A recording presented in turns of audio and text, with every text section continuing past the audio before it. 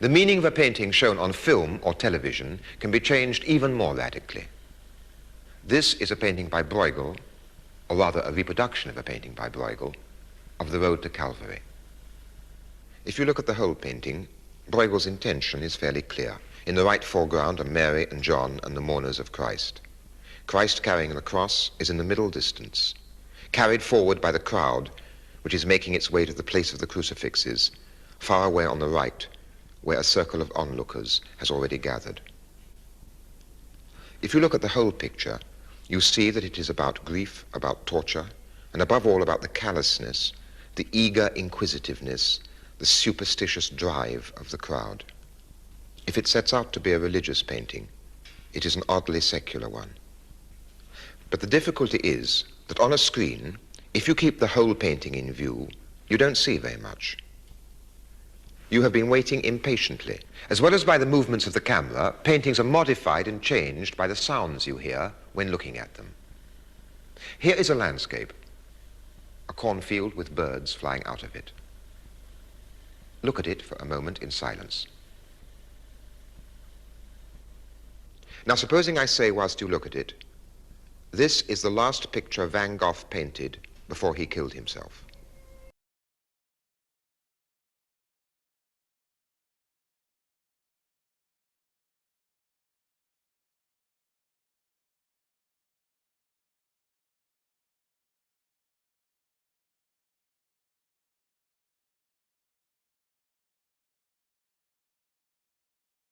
Words you notice consciously. Music is subtler. It can work almost without your noticing it. How often do you consciously notice the music played over paintings on television? Yet music and rhythm change the significance of a picture. Here's a painting by Caravaggio.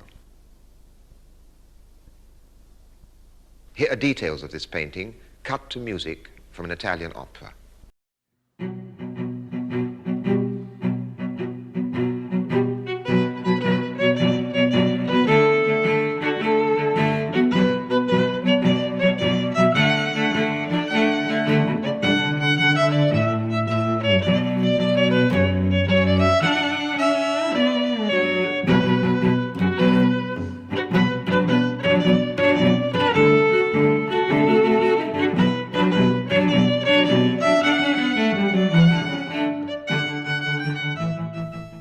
Now cut to a religious chorale.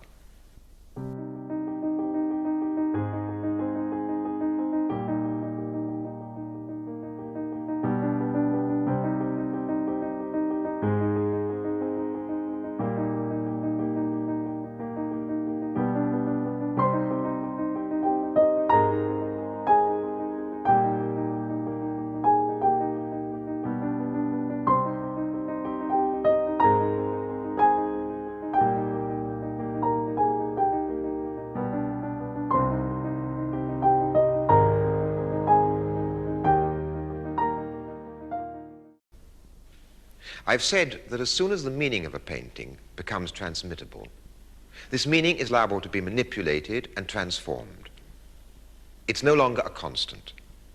It's changed by the camera which moves, by words put around it, by music played over it. Now lastly, paintings can be changed in another way. When paintings are reproduced, they become a form of information which is being continually transmitted, and so there they have to hold their own against all the other information which is jostling around them to appear on the same page or the same screen.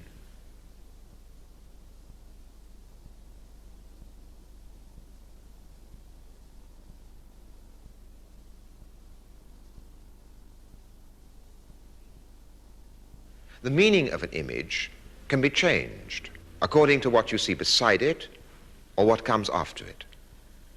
Let's try a last experiment. We put the image of this well-known painting by Goya on your screen. You look at it in the context of what I'm saying, in the context of my image in relation to it. But supposing you had just turned onto this channel from one of the other two, then you might see something like this.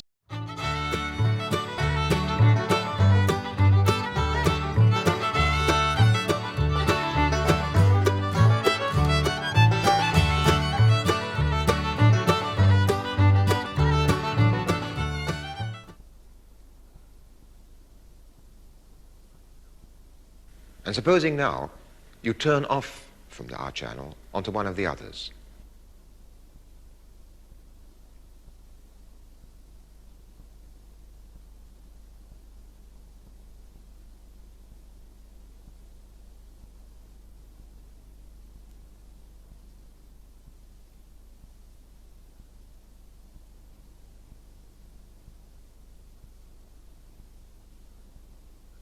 Each time, the impact of the Goya is modified.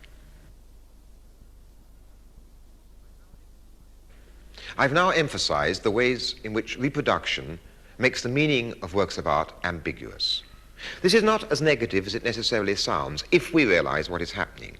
What it means, in theory, is that reproduction of works of art can be used by anybody for their own purposes. Images can be used like words. We can talk with them. Reproduction should make it easier to connect our experience of art directly with other experiences. You can sometimes see how naturally this begins to happen when, for instance, children or adults pin up reproductions alongside snapshots or their own drawings or pages from magazines.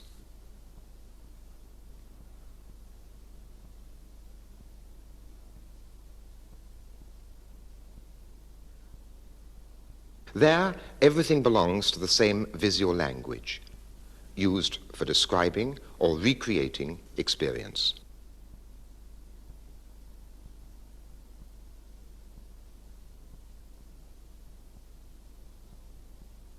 What so often inhibits such a spontaneous process is the false mystification which surrounds art. For instance, the art book depends upon reproductions.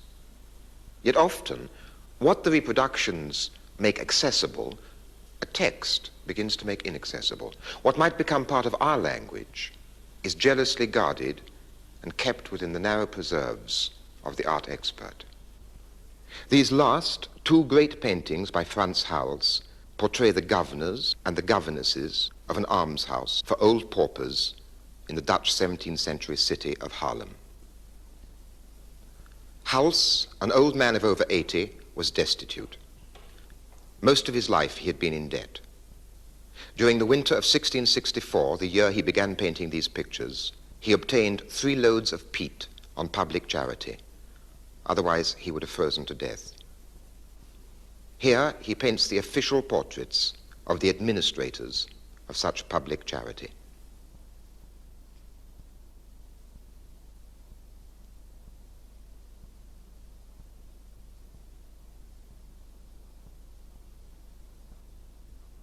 Reproductions in color or in black and white, showing the whole or showing details, make these two paintings easily accessible. Yet this is how these images are introduced.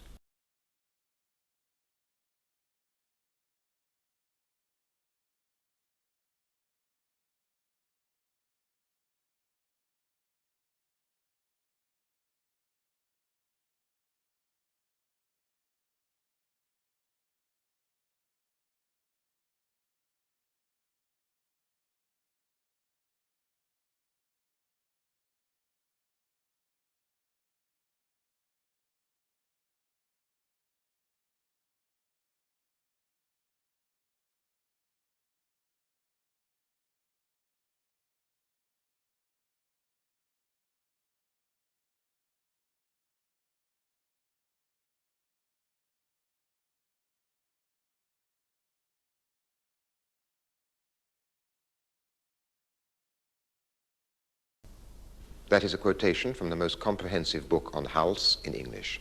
It was published last year. It's as though the author wants to mask the images, as though he fears their directness and accessibility. As in so many other pictures by Hals, the penetrating characterizations almost seduce us into believing that we know the personality traits and even the habits of the men and women portrayed. And in the case of some critics, the seduction has been a total success. He speaks of seduction disparagingly. Yet what is this seduction? It's nothing less than the painting working on us. If the characterization is, as he says, penetrating, it penetrates to reveal something. It's as though he doesn't want us to make sense of it in our terms. And when he sums up, he resorts to meaningless generalizations. We attempt to control the powerful impact his paintings make upon us by considering the tradition in which he worked and the range of possibilities open to him. The effort only increases our admiration for House's unwavering commitment to his personal vision, which enriches our consciousness of our fellow men and heightens our awe for the ever-increasing power of the mighty impulses that enabled him to give us a close view of life's vital forces. This is mystification.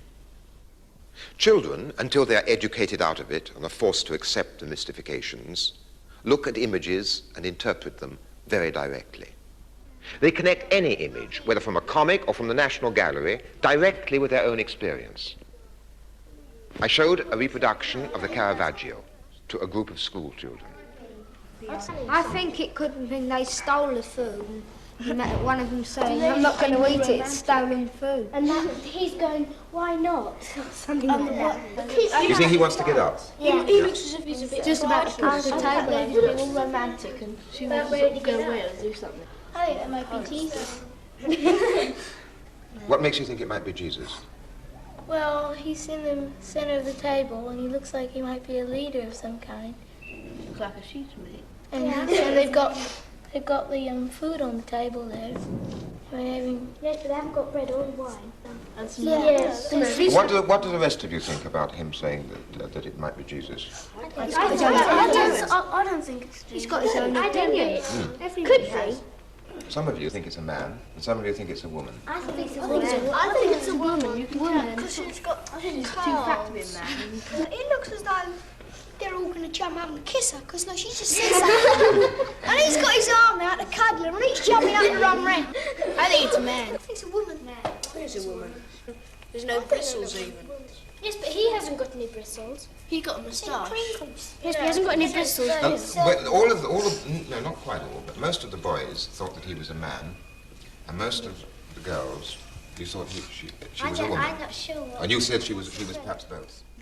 Because they were really looking and really relating what they saw to their own experience, they recognized something that most adults wouldn't.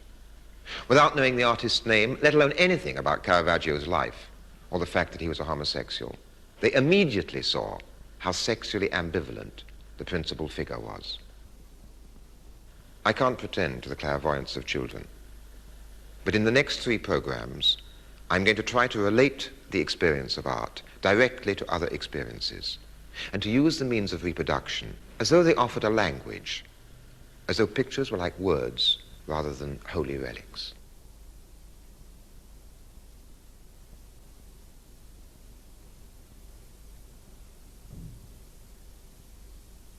How we see women, possessions, advertisements and their promises which surround us on every side.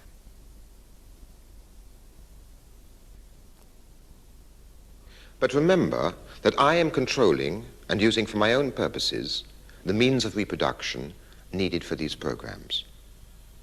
The images may be like words, but there is no dialogue yet.